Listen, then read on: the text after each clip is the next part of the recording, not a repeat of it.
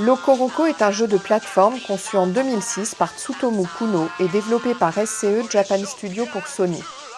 Les aventures de Loco-Roco se déroulent dans différents paysages du monde merveilleux des Loco-Roco.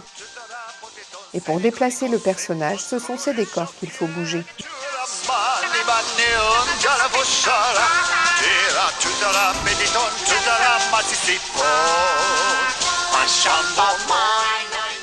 Jean-Baptiste Kless est ethnologue et conservateur de la section Chine du musée Guimet. Il est aussi en charge des cultures japonaises contemporaines et travaille sur le manga, l'anime et les jeux vidéo. Un art n'est un art que parce que la collectivité, la société le reconnaît comme tel.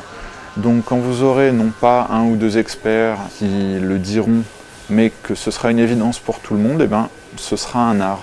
Aujourd'hui, ça fait débat, donc d'une certaine manière, je dirais que ça n'est pas encore le cas. La base, c'est que le jeu vidéo, c'est fait pour divertir.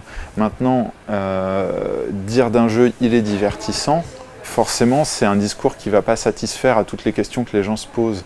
Or, le fond de la chose est là. Un jeu est un bon jeu parce qu'il divertit les gens. La grande difficulté, c'est que c'est incompréhensible et ça n'est pas quelque chose qu'on peut expliquer aux gens. C'est quelque chose qui ne peut que se vivre et s'expérimenter.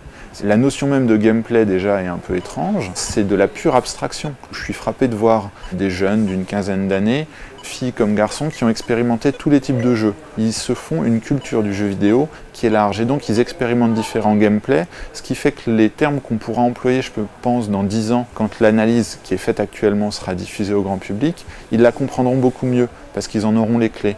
Je pense que ce sera moins complexe quand tout le monde jouera vraiment.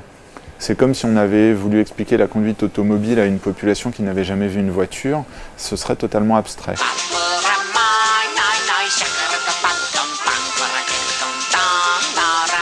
Et donc Loco-Roco, c'est un beau jeu. Il y a cette petite chanson qui est dans une langue fictive en fait, qui je crois a beaucoup marqué les joueurs et on en voit beaucoup de vidéos même sur internet.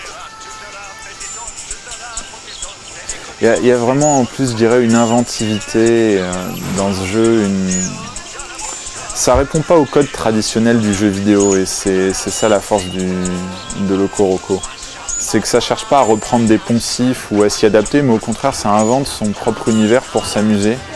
Le but c'est de déplacer Loco-Roco qui est en fait une petite créature jaune qui grossit en mangeant les fleurs rouges que vous voyez ici.